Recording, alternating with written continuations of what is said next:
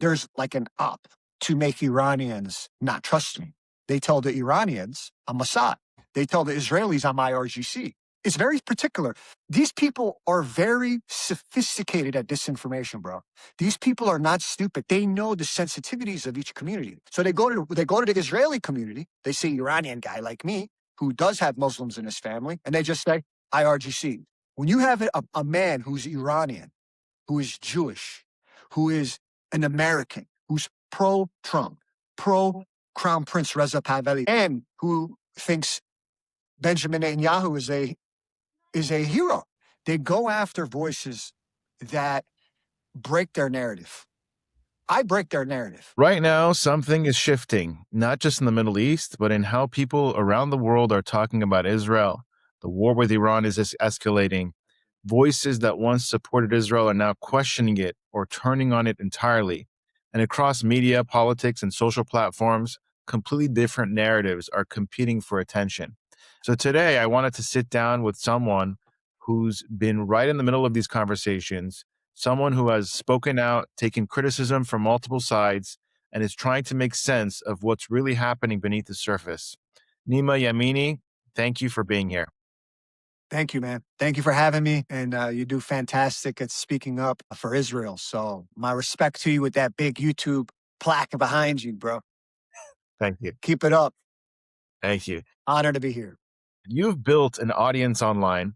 Why does it feel like the narrative on Israel has shifted so quickly while what's happening inside Iran often gets minimized or ignored? Yeah, I mean, I think I was talking to my wife about this recently. I think one big thing that happened after October 7th, when it looked like Israel lost this information war in the hearts and minds of Americans. And here in Germany, I would just say even in Western Europe, traditional allies. And it just looked like Israel was just taking a big beating. And it did. I think most Jewish people would say, hey, we won the war versus Hamas. We lost this information war. There's no doubt about it, I think, at least. But what I think saved Israel, and I think it's for a temporary period, like sort of like in the middle of a storm, there's a little gap in the circle in the middle. And I think that's where we actually are. And that's because of the situation with Iran, that has taken front and center, and then also the possibility of Cuba. Like these situations have somewhat taken front and center of that situation with Israel. So Israel at this point is taking a break. That pressure is going to come back. Something will come back to trigger that, because I don't think Russia is going to stop unless, it's going to, that's a whole nother discussion of what it would take for Russia to say, hey, you know what? I'm going to join Israel. I'm going to join a free Iran under the Crown Prince Reza Pahlavi. I'm going to join the United States, and I'm going to get away from the Chinese Communist Party. But that said, I think that this is a break. And I think that it's not necessarily that the Jewish community won somehow. Like all of a sudden, the Jewish people woke up to this eighth front of the information war, as Benjamin Netanyahu, who largely is considered a war hero for, he's a champion. He wins in a way where he does it, I think, with a high level of morality. It's he doesn't get the credit he deserves. I personally, but I'm not an Israeli citizen. I don't want to get too much into their domestic politics, but I think he's underappreciated for what he's done for Israel's security, protecting the men, women, children. But long story short, back to this original question. I think right now it's a break.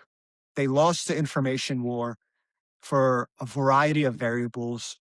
I think the Jewish community in general is misreading the room, and we're losing. I think right now it's a break. We are in the game because of other areas that we compensate extra, but where we are losing is the information war. And I don't necessarily think that was solved. I think it was just something else came up. But that's going to come back. That will come back. This is just a break.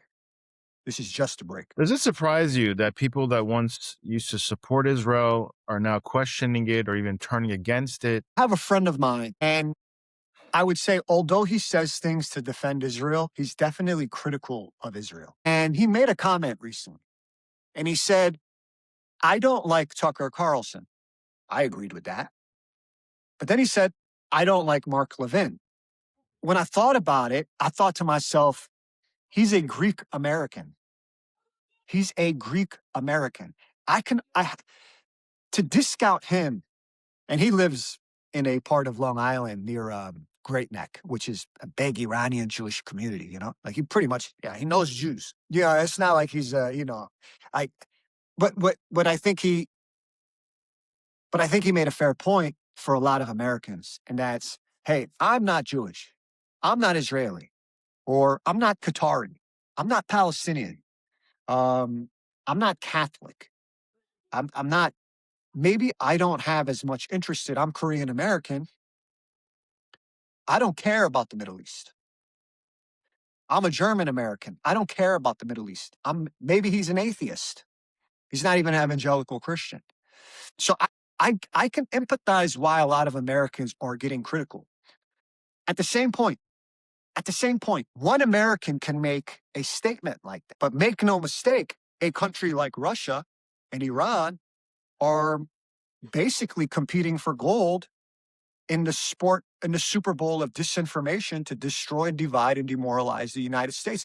I can't think of any two countries that have done this much damage in the last 3 years to the United States more than Russia and Iran. We think because we can destroy their military, we think because we can walk all over them militarily, that, oh, they're just like, they're not a threat. No, they are a threat.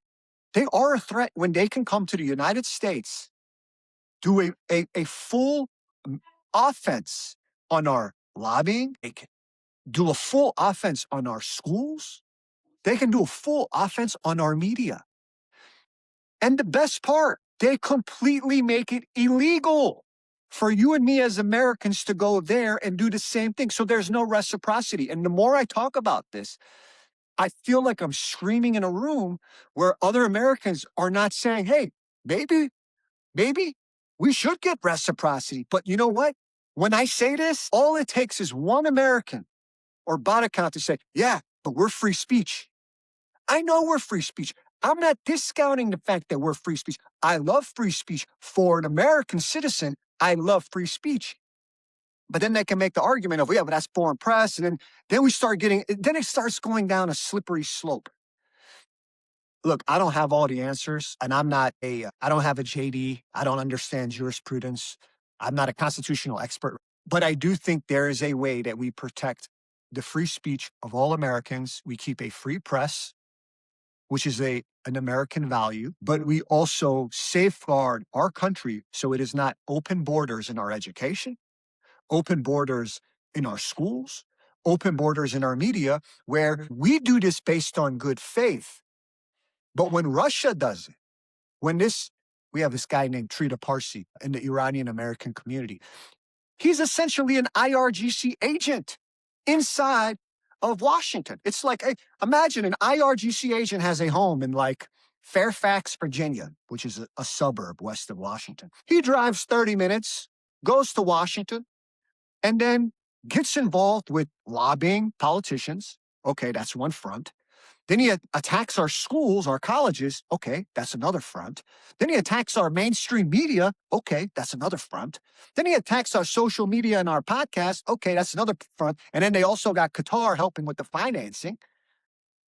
And then they're also taking the tactics from Russia and all the propaganda that came out of the KGB back several decades back, that they are walking all over us, man. They are walking all over us, and we're just allowing it. In what world do we allow our enemy to come into our country and do this sort of disinformation, psychological warfare? And we just dismiss it as, hey, it's free speech. Our country will collapse. So in my mind, I think Israel, what would it, now, as I say this, then someone will say, oh, Nima's Mossad. Nima's loyal to Israel. Ha, ha, ha. Nima, we got you, Nima. You're a Zionist. This is a Zionist operation. I know. It's like they do that to discredit. They do that. There's like an op to make Iranians Not trust me. They tell the Iranians, I'm Mossad. They tell the Jews, they tell the Israelis, I'm IRGC. It's very particular. These people are very sophisticated at disinformation, bro. These people are not stupid. They don't just tell everyone, oh, he's Mossad. They don't just tell everyone, oh, he's CIA, he's IRGC. No, they're not stupid. They're not stupid. They know the sensitivities of each community. So they go to the Israeli community. They see an Iranian guy like me who does have Muslims in his family, and they just say, IRGC. And they don't do it necessarily in public only. They go into community chats. They go in the private DMs. Oh, Nima commented on your thing. Hey, he's IRGC. IRGC, they've shot my grandfather 5-6 times in the chest. My grandfather was a major general in Mashhad, the second largest city in Iran. This is documented. He married a Jewish woman. I got pictures and pictures of my grandfather with the Shah. They shot my grandfather 5-6 times. They stole money from from my father's side of the family. So my father's side and my mother's side. My grandfather fled the country. They destroyed his life. They destroyed his life. He died at 60, 61 years old. Good shape. His friends were murdered. You think I support that piece of shit government? No. You know, but hey, as long as they can create doubt, they win. Because then my Israeli friends will say, yeah, but Nima seems like a supporter. But what if he is IRGC? Then they stop sharing. And once they start sharing my content, what do? They effectively lowered my distribution. They lowered my distribution. So now they go to the crowd. Now, understand this next phase. Then they go to the Iranian community. They'll say, I'm Mossad. But I'm not even Israeli. I'm not even Israeli. I'm not even an Israeli citizen. Now, did I have family in Jerusalem? That's one thing. Doesn't mean I'm an Israeli. I'm not born and raised in the United States. Then they say, oh, Nima's Mossad. Nima's Israeli. Nima's Unit 8200. They put these emojis in my thing. I know because they put it in my comment section. And that's to create distrust with the Iranian community. Now, there's another layer to this. This is why I say they're very sophisticated. Then they go to the crown prince, so-called monarchs, and they say to them, I'm also IRGC. So understand the level of sophistication when they do something like this for someone like me to discredit me with 3 separate communities. You have the Iranian community inside. Many of them are Muslim. I'm Mossad. You have the crown prince Iranian Americans in the diaspora. I'm IRGC. Then you got the Israelis and the Jews. I'm IRGC. So they know how to effectively play me to 3 separate communities. When you have a man who's Iranian, who is Jewish, who is an American, who's pro-Trump, pro-Crown Prince Reza Pahlavi, who I think is the rightful owner and I support as the transitional leader of the Iranian people, and who thinks Benjamin Netanyahu is a hero. I'm like, yeah, I do. I do think he's a hero. I do. I think he's one of the, I think, I'm not an Israeli citizen, I think he's one of the most significant heroes in the last 2,000 years of Jewish history. And I'm so thankful that he's there. And he's a fantastic role model. He is inclusive. He's inclusive. He's not a bigot. He's not woke, but he's inclusive. He's welcoming to the Arabs. He's welcoming to the Iranians. Look how he talks about the Iranian people. Look how much respect he has for the Iranian people. Then look how these IRGC talk about Israel. It's not even a comparison. It's not even a comparison. It's not. It's not. And yeah. So what I'm trying to say is these Russia and Iran, the IRGC, are attacking us, and they go after voices that can bridge. They go after voices that break their narrative. I break their narrative. Why? I'm a dark-skinned Jew. I'm not Ashkenazi. I'm Iranian. I'm American. I don't fit what they want. They can't say I'm not Iranian. I went and got a DNA. That's another thing they do. I'm a fake Jew. I'm a fake Iranian. I'm a fake Jew. Rabbi Levi in a Chabad in Malibu around 2021, 2022, over 20 years, will vouch that I used to go to his home occasionally for Shabbat dinners. I faked it back then. There was no Instagram. I went on a Birthright Israel program around 2021. I love Israel. I was just there in December, and I want to go in 2 weeks. The airports look closed. And I have tremendous respect for the IDF. If I didn't, I would just say it. I would just say it. I like if there was a psychologist doing a assessment of me, they'd probably say this guy is unhinged. This guy is but at least he probably is telling the truth. He couldn't control himself. He couldn't control himself. You know? That's why like I could never work, for example, with a security agency. I'm too unhinged. I'm a liability. I'm like, that's why when people say stuff like that to me, it's like, what are you talking? Like, I'm the worst person for something like that because I'm too unhinged. So, but that fits into this narrative of I'm going to go into what people may think. No, the guys that do Mossad, they're doing more important things than doing a TikTok video like me. The guys that are doing the CIA are doing more important work, like maybe actually chasing terrorists, than what I'm doing.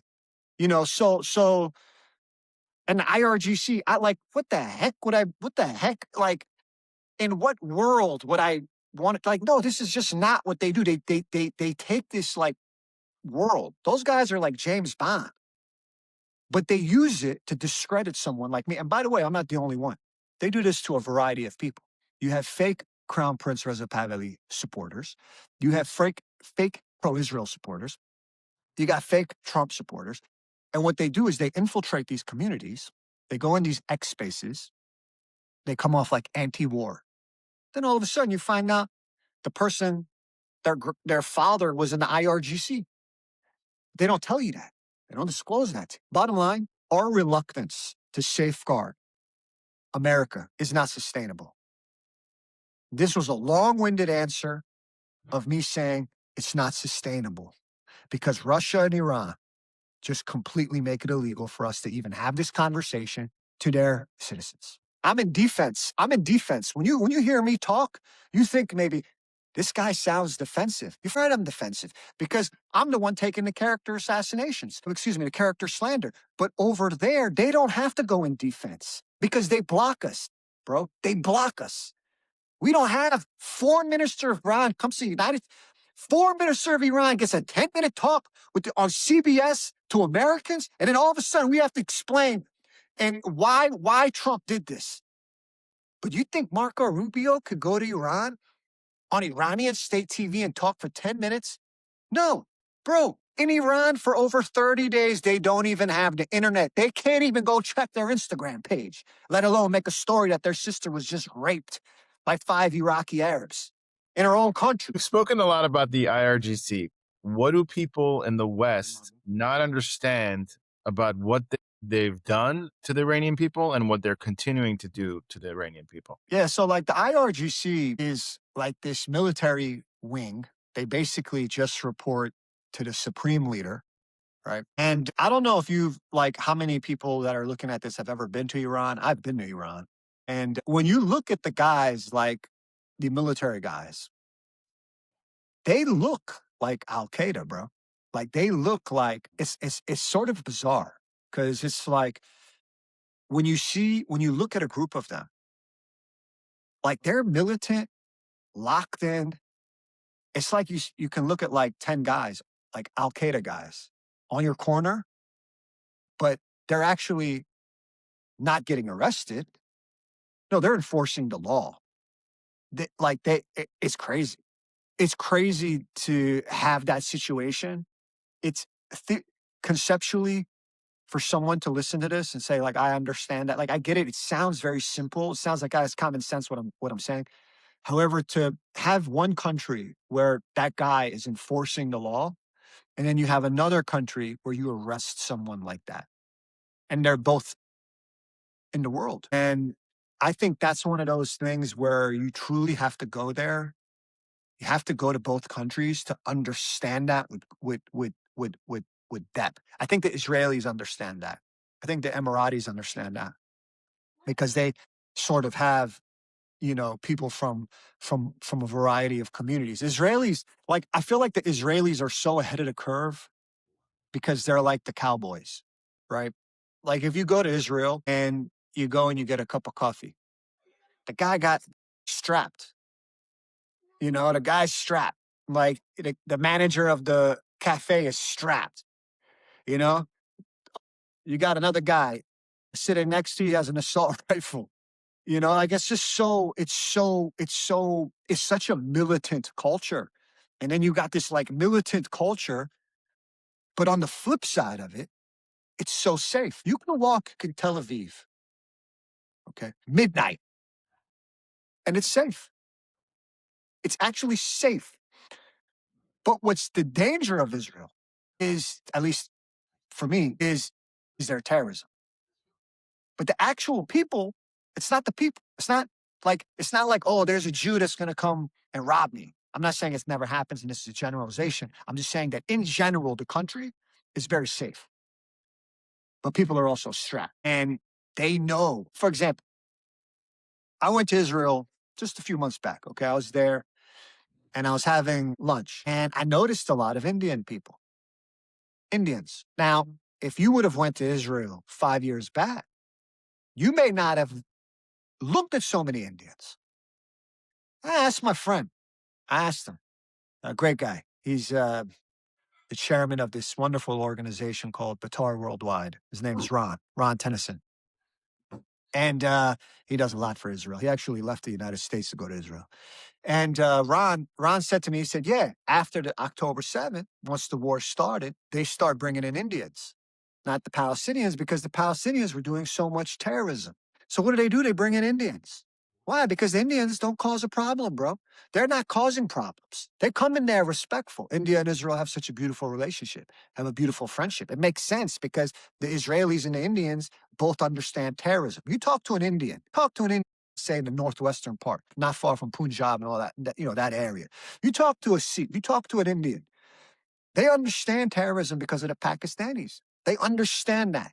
They understand it instinctively. You talk to a guy in northern Israel, not far from the border, he understands it instinctively. So yeah, man. So that was one thing that I found was that, like, I feel like Israel is just like the wild, wild west, man. They're on the frontier, so to speak, of what is coming to the West. They're like a colony, bro. They're on the front. It's hard to judge them if you're not them. And the crazy thing is that we have Europeans who don't respect or defend Israel. You got Americans who don't respect and defend Israel. Then you say to yourself, yeah, they're not Israeli. Why should they? Yeah, I get it. But guess what? They also don't defend and respect their own country versus these terrorists. Like a lot of the people that are coming in through this open border of Mexico, we got Chinese. We got Middle Eastern. We got Arabs. It's not just Pablo the Mexican, Tipi the Guatemalan. These are Arabs. These are sleeper cells coming into the United States. Open borders. Yeah, it's coming. Americans don't protect their own border. Democrats want to let these undocumented in to win the election. If the Democrat doesn't respect and defend his own country, how the heck can we expect them to defend and respect Israel? They don't. It's suicidal empathy. God, Saad, I hope you interview him. I He did. just got a new book. Just got a new book, and I don't know if you have, but he's a phenomenal dude. And I love his book. The Parasitic Mind. I definitely recommend it to everyone. The Parasitic Mind by God Sat. Amazing, and his new book is amazing. He talks about suicidal empathy, and I've learned from it. And I just want to emphasize, I recommend everybody gets this book, The Parasitic Mind. And God Sat, he talks about this suicidal empathy, and it's like you can attack anything but Islam. You can't attack Islam. It's like Islam is there's a pyramid, and here at the pyramid, it's Islam.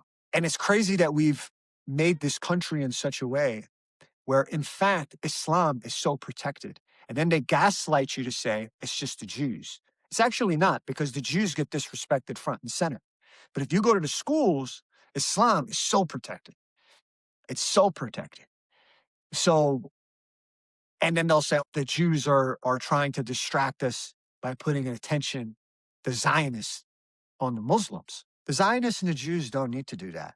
They do it themselves. when they do a terrorist attack. They can't control their hatred for the West. They can't control their hatred. They can't. It's just like the woke. They can't control their hatred for anything that's not woke. They're uncontrollable. Like these people have gone off the reservation. Most Muslims are good. Most leftists are good. Most Jews are good. You have bad people in everything, man. Jews, Christians, Muslims, leftists, conservatives. But yeah, that's where I stand on that, man. How do you explain that, the people rallying for Palestine, tens of thousands, but not for the Iranians that were being killed by their own regime? Like you saw silence for that. How do you explain that kind of hypocrisy? Yeah, I think the one silver lining that came out of, I don't know, 80,000 Iranians getting murdered, butchered, and raped was that it forced the left in the West to at least potentially do some self-examination and say, why do I defend the Palestinians but not the Iranians? Do I think there's leftists that won't even entertain it? Yeah, I do. I think there are extremists, but I do think many moderates, center leftists, I think maybe they had a conversation of this is not right. I feel like one thing I am relieved about is that I do think on social media, more and more people are waking up to the sort of disinformation campaigns that have been attacking our social media. Like, for example, Nick Fuentes, he's an allegedly, a homosexual Mexican influencer. And Nick Fuentes got called out for having basically bot farms and or have support his content, countries like Nigeria or maybe Pakistan, right? But it's not just him. You have these podcasts and you have this infiltration in Washington. I think we're at a point in 2026 where we have so much infiltration in our securities agencies that this is a problem, man. It's not just media, it's not just schools, it's not just in our tech industry. And for example, San Francisco that are taking secrets and then giving it to the CCP. I think we truly have people, even in the Trump administration or whatever administration comes next, where they truly are just working for the other side. And in Israel, I think there was an Israeli guy. He got approached on direct message. And I think the Iranians gave him, and I'm not exaggerating, maybe like $5,000. He betrayed Israel and he gave information to Iran. That's all it took. That's all it took for a Jewish guy to, I guess, go take pictures and for someone he doesn't even know and help the IRGC attack and murder Israelis. So could someone do this theoretically for $1 million, $2 million? Yeah. Yeah, they could. I mean, if someone's willing to do it for 5,000, so we got Israelis, man, that'll go and they'll protest against Benjamin Netanyahu with no shame. I think a lot of people in the West don't know. You got these woke leftists, woke pagans, basically. They go into Tel Aviv and they do these shameless protests. It's just no shame. They disrespect Benjamin Netanyahu. They disrespect the country that's defending them. But that woke mind virus, that suicidal empathy, Jews also have it. It's not just Americans, man. Even Jews have it. There are Jews with suicidal empathy. It's crazy to think this. So they think all the Jews, we get along. All the Jews first of all the Jews are in Mossad.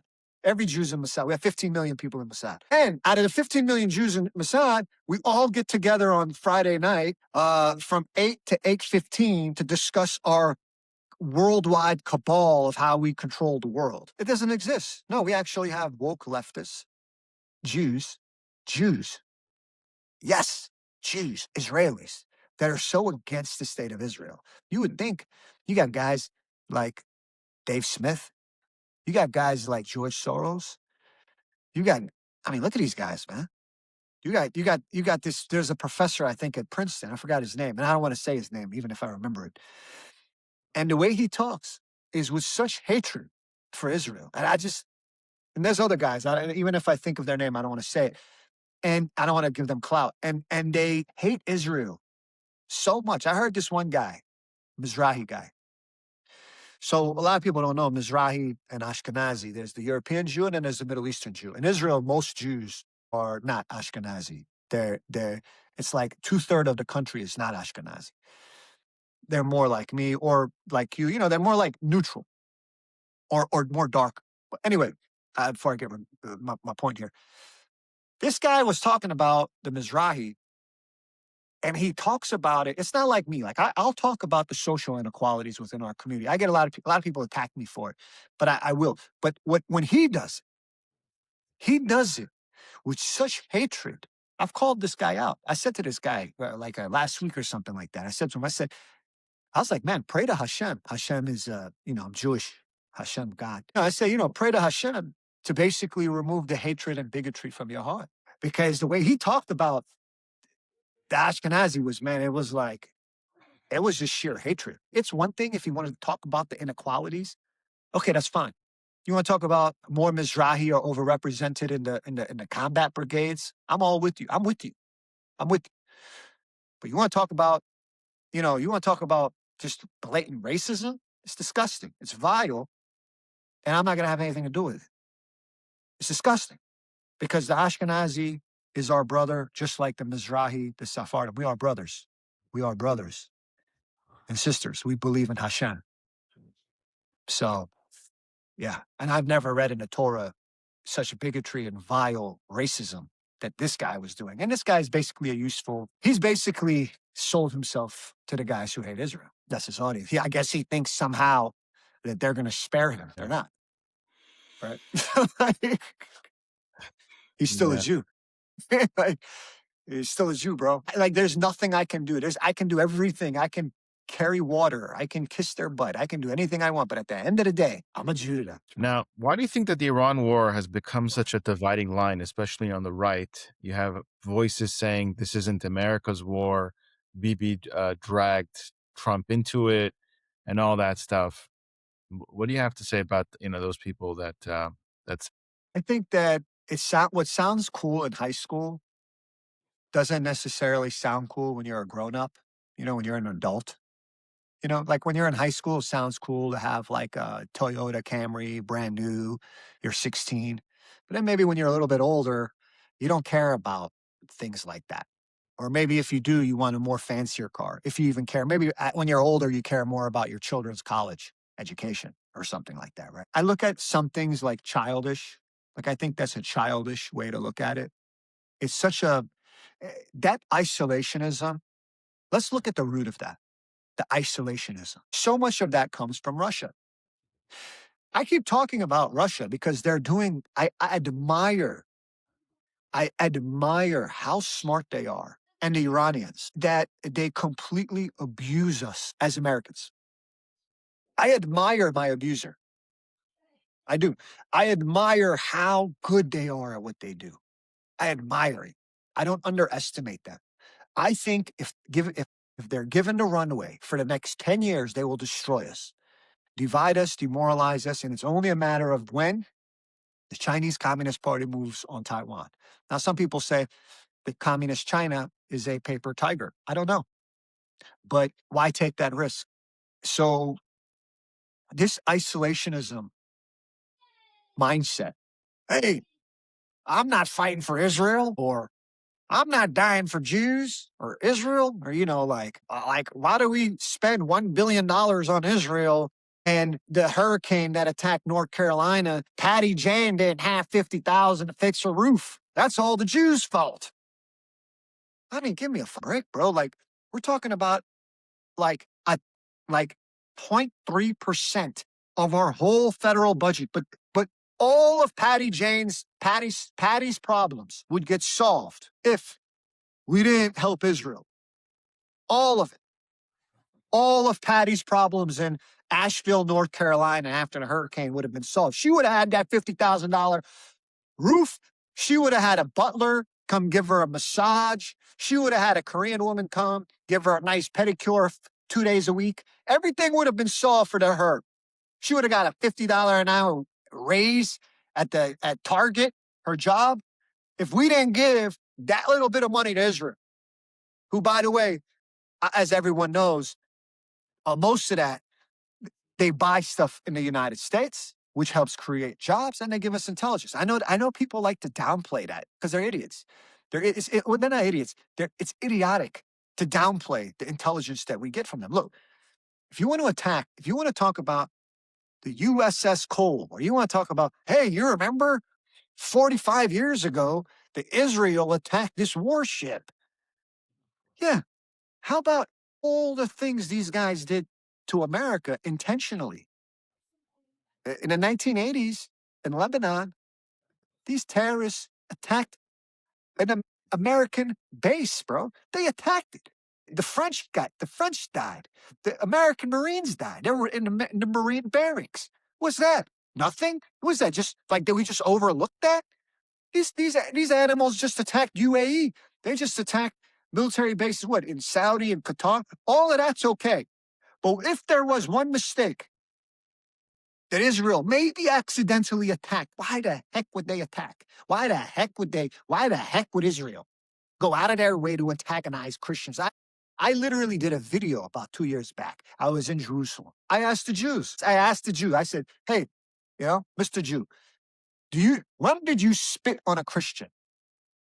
Not one guy, not one Jew said, I spit on Christians. But it doesn't matter. It doesn't matter if that's true, because they'll find an extreme cult of like 500 Jews. By the way, the country has millions of people. They'll find a needle in the haystack that has spit on a voila. The Jews spit on Christians. But here's the beauty of the disinformation. Then they say that the Jews are putting propaganda to the Christians in the United States. So which one is it? Which one is it? Are the Jews trying to win over the Christians with propaganda? Or are the Jews spitting on the Christians? In what world would the Jews want to piss off the Christians, especially the evangelical Christians? Especially in a situation where, when you look at Gen Z, it has the lowest amount of support for Israel in decades. We are losing that. It is clear we are losing that. I am a realist, bro. I am a realist. I think that the Jewish community in the United States needs to do a heck of a lot better at winning over the mainstream and winning over Gen Z. Because if I talk about it, I'm still a Jew. No, it's actually having Christians want to talk about it. And there's no doubt about it that Iran, Russia, China, especially with that the CCP military app TikTok, they're winning, man. They're winning. And I know that's scary. And I know it's scary to say that, but I'd rather confront that than hide in my daughter's closet and hope the big bad wolf doesn't come. No, but the big bad wolf is coming.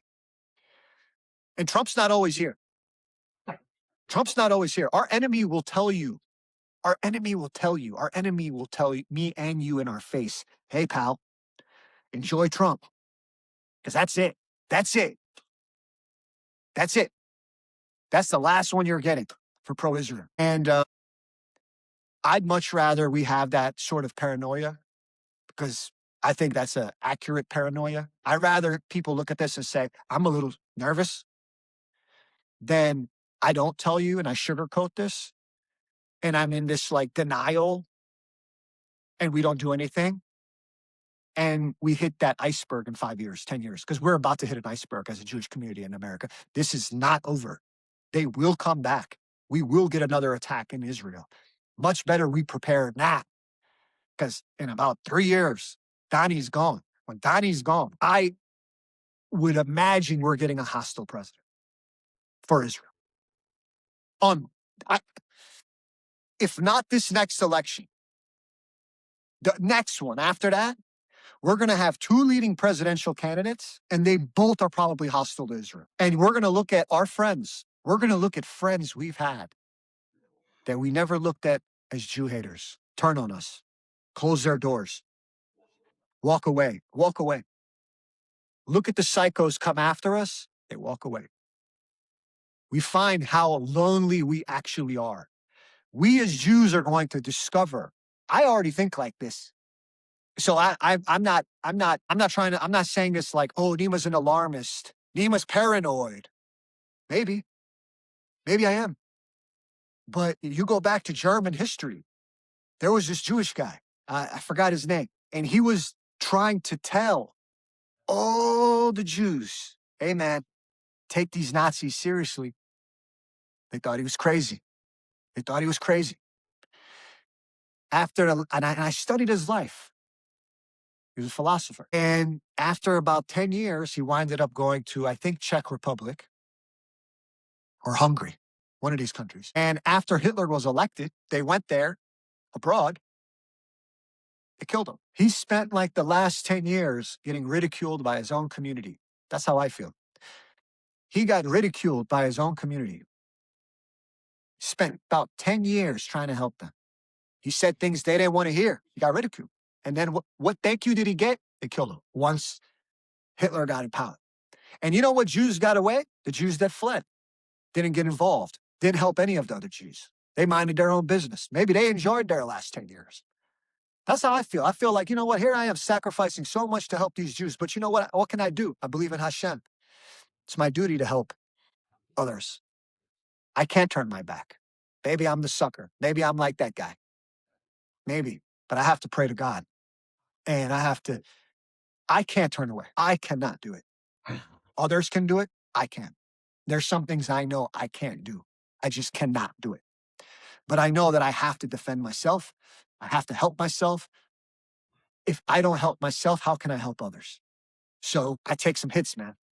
I take some hits. I say things that a lot of people don't like, even within our own community. And I'd rather take those hits. I'd rather take those hits, but people wake the heck up. We are fortunate, the Jewish community, that right now people aren't focused on Israel. They will come back. This Iran war is not going to last forever. Trump is not forever in the White House. This is a break, bro. This is a break. This is the middle of the storm. This is the break. It's coming back, and it's going to come back ferocious. Do we have major voices like Tucker Carlson, Candace Owens, Piers Morgan, Megyn Kelly? They've all taken such strong and often very different positions on Israel. Do you think that this reflects genuine disagreement, or are there other factors to play, foreign influences, clicks and views, and all that? So when you think about Megyn Kelly, Tucker Carlson, Candace Owens, Sean Ryan, you'll notice something. There's a company called Red Seat Ventures. Now, Red Seat Ventures got sold to Fox. Now, you may think to yourself, so Fox is on both sides of the fence. The media is helping Trump.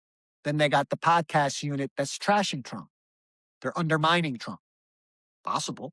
But who financed Red Seat Ventures? Now, you might say, Red Seat Ventures was American finance. It was a guy out of Nevada. It was two American guys. They look like American. They look like my neighbor. What business deals do those guys do? Who do they do it with? This notion that Qatar is sending like $1,000 PayPal payment to influencers is ridiculous.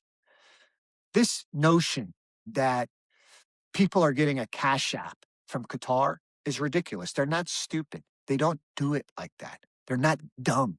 They're not. They do it in a much smarter way. They go and they do like a side deal through a front company that got registered in Nevada, Delaware, Wyoming. And it has nothing to do with Qatar. Has something to do completely separate. They're not stupid. You got guys buying art, bro. You got guys buying art. They go buy art. 4 or 5 entities later, you're looking at this No Kings protest. They're trashing Trump. They're doing all sorts of craziness. And not just in the big cities, in the little cities. Then you got the CCP, hands all over it. Then you got it all over. Iranian state terrorist propaganda TV promoting it on our American social media. How the heck do we let these people do that, bro? Because we're idiots. We let China have a newspaper, communist filth in America. We let the IRGC do their TV, and then we want, how did they get so many people to come out? Because we let them. They wouldn't let this happen in Iran, bro. They would not let this happen in China, in Qatar, in Russia. They just shut it down. They shut it down, bro. They killed 30, 40,000 Iranians, their own people, and they bring in these Arabs, these Iraqi Arabs to kill them. You think they would let America? No, you got, not one Iranian can go on his Instagram and say, look, my sister, oh my gosh, guys, make a reel. My sister just got raped by 4 Arabs from Iraq, raw. And then they bashed her face in, and then they killed her. Then they raped my mom. Then they killed her. Then they walked away. No, he can't make a video like that. He doesn't have social media. He can't even do it, bro. So not only do they rape his sister repeatedly, 4 Arabs from Iraq, rape her, then kill her, then rape his mother. No, he just has to take it. He just has to take. Can't even speak of it. And then we got Tucker Carlson, Candace Owens, Carrie Prejean, that former porn star, talking about, well, the Palestinians' fingernail broke. Give me a break, bro. Give me a break. But hey, if they're the highest paid winner, we got who knows what. Then back to infiltration. Back to infiltration. Then you got this. Like, I don't want to disrespect anybody's faith. You know, my wife is an evangelical Christian. You know, look, I respect everybody. Okay, I'm just saying. Then they do this event. Michael Flynn. Is he running a psyop? What's going on? You got Ron Paul, Russian money all over it, all over it. You think he's going to say, "Oh, this is sponsored by Russia"? No. Then all of a sudden he gets Joe Kent to speak at an upcoming event like in a week. But oh, we can't even. But no, it doesn't go anywhere. Like it's like I say this out loud, bro, and it's like, and this is the point that I'm at. Or I can say this, other people can say this, and they just get away with it. They just get away with it, bro. They're getting away with it over and over. And you want to know the scary part? It's not that I'm crazy, bro. I feel like I'm going in a padded room because guess what we're telling we're telling Russia. You and I as Americans, we're telling Russia, we're telling Iran, we're telling the Chinese Communist Party, hey, not only are we not going to do anything, we welcome you to 10x your budget in 2026. And in 2027, exit again. In 2028, 10x again. We're open borders. We're open borders. You can bring as many people as you want through our Mexican border. You can bring as many people as you want into our educational system. You can bring as many people as you want on our social media, our mainstream media, and as many of these lobbyists to buy as many of these politicians as you want.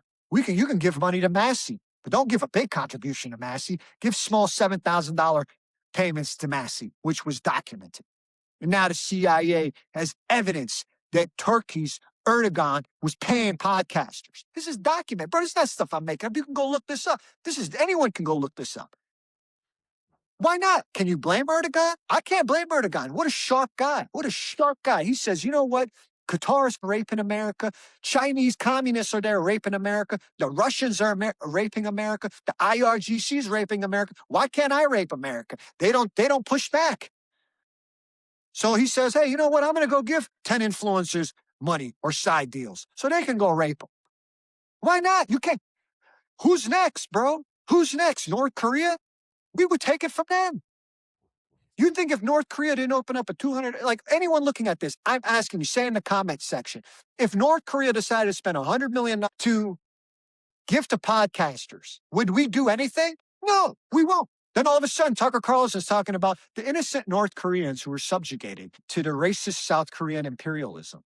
Everyone says, oh, wow, the North Korean victim was attacked by the imperialism of South Korea. Hey, bro, I was like, what are we doing? Are we that far away from North Korea being the innocent country on Candace Owens? Then Candace Owens has an innocent farmer from North Korea come and talk about the subjugated racism and imperialist South Korean. Then next week, this is the best part. Then next week, a South Korean dissident will expose how the North Koreans were subjugated to 300 years of rape and slavery by the South Koreans, and that the South Koreans are actually Zionist, but the North Koreans have a Palestinian community. I mean, hey, bro, like they just get away with it, bro. You know? And I'm telling you, we're like before you know it, all our enemies are just going to get in line to rape America because everyone's getting away with it. Who was the first ones to rape us? Russia. They went into Middle East, they go into South Africa, they go into Africa, and they make these, and they go to Latin America, and they talk about how Zionism is racism, imperialism. They associate this stuff. And they just start working these groups. And even after all these decades, it's still there. One of the most successful psyops was how the Russians tapped into the Arab anger over the Jews, and the Arabs took it to themselves. In America, we're 1 decade away where we're going to have Americans repeat and regurgitate KGB propaganda from decades back, and they don't even know they're saying it, but it looks so homegrown. It looks homegrown, and it is homegrown because they do think it. They do think it. And at that point, you and me talking about, oh, this came from KGB, this came from the 60s and 70s. No one cares. Even if they know, they don't care because they believe it. They say, but it made sense. Maybe they were telling the truth. They were the truth tellers, right? They were how smart the Russians were that in the 60s and 70s they knew this, that America was imperialist, that Israel is imperialist. Israel gets attacked by Russia not so much just because of the anti-Semitism, but because they look at it as an instrument of America. If Israel was not so close to America, Israel would not get so attacked by Russia. That's my theory. I'm just a private business person. I don't work for any government or anything like that, but I'm not military. That's just my theory. That's just my theory. That's a layman's theory of it. That I don't think Russia would hate Israel if Israel, because I think a lot of Israelis and Russians actually get along. So I think that for Israel, they wouldn't have that issue with Russia if they weren't so close to America. Yeah. Now, you you did an interview with Tommy Robinson, who I'd love to interview. Why do you think voices like his are gaining traction right now? I think Tommy's great. I mean, I put some, it's getting a little dark here.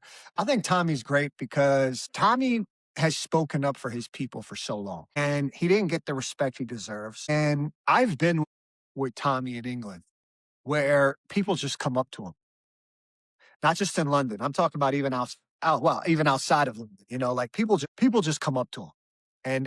And he has truly a lot of support. I feel like he could win the election of England. Maybe I'm wrong, but it just the sort of love that guy gets is surreal. And I'm very thankful that he supports free Iran and Israel. And he's been an amazing person, man. He's been amazing. You should actually interview him, man. I think he'd be wonderful on your show.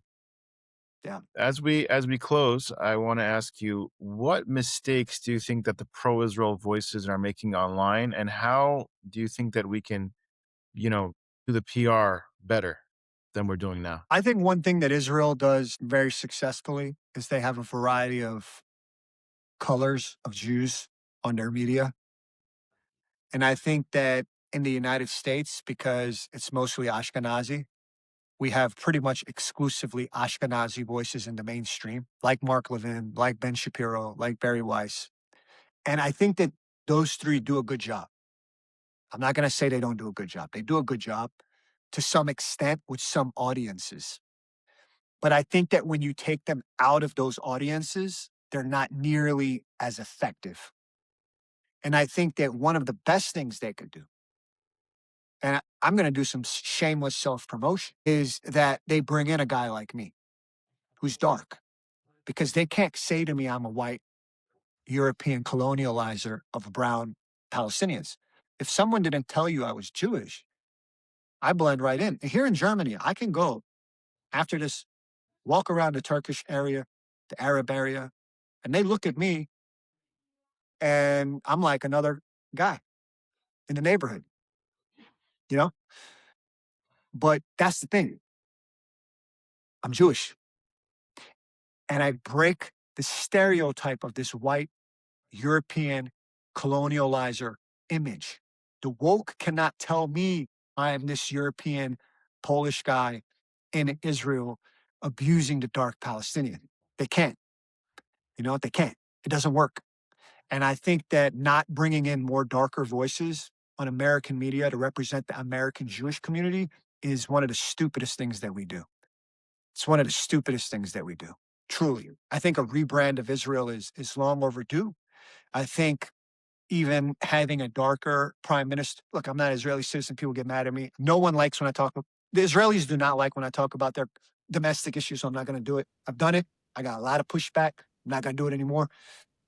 I got a lot of pushback. I'm not going to do it anymore. And I do think that here, as an American, because you and I are American, I'm not Israeli citizen, I'm an American citizen, that what we can do to win over Americans is have a variety of Jewish voices. I truly think at this point that is a overdue, and it's dishonest portrayal of Israel when only about 35% are even Ashkenazi, bro. It's just not accurate. Israel does not look like Sweden. Do you have guys that look like Swedish? Yeah, you do, and they're Jewish. However, most of the country does not look like they're Swedish. You go to Israel, you find dark Jews, man. You know, I don't know who, some people are looking at this program who've never been to Israel. You go to Israel, you will not leave Israel and say, Nima, if you think I don't look Jewish, you've never been to Israel, bottom line. Because if you've been to Israel, you know a lot of the people look like me. If anything, it's the opposite. If you're Swedish, they might say you don't look Israel, but not if you look like me or you look Palestinian. That's the opposite. It's the opposite. And I think that American Jews who want to help Israel do not help Israel when they give an inaccurate description of Israel. And I just think it's a bad mistake. If you make Israel into what it is, a darker country, it sort of breaks their whole woke propaganda. And I say all that, and I say the Mizrahi is not any better than the Ashkenazi. The Ashkenazi is not better than the Mizrahi. We're all equal. We're all Israeli. But just like the German Jews around World War were effective in winning over Germans or doing relations with Germans, I think at this point, Iranian Jews, Iraqi Jews, Syrian Jews, Jews from Egypt or Turkey or Morocco, I think us Jews that are like this, or Lebanon, we can win over groups that a Ben Shapiro, a Mark Levin, a Dave Rubin, a Laura Loomer will not. And I'm a big fan of that Laura Loomer, by the way. I'm a big fan of Dave Rubin, but it's not easy for them to win over. They're still viewed as European colonializers. I'm not. I'm not. So that's it, man. Thank you for having me, brother. Nima, thank you so much for your time. I appreciate it. And how can people find you if you want to give us your final closing here? Yeah, you could it's at Nima Yamini at NIMAYAMINI. You could find me on X or Instagram. Amazing. Thank you, bro. You again, all the best. If you have a 401k or an IRA, please listen. Gold is at record highs.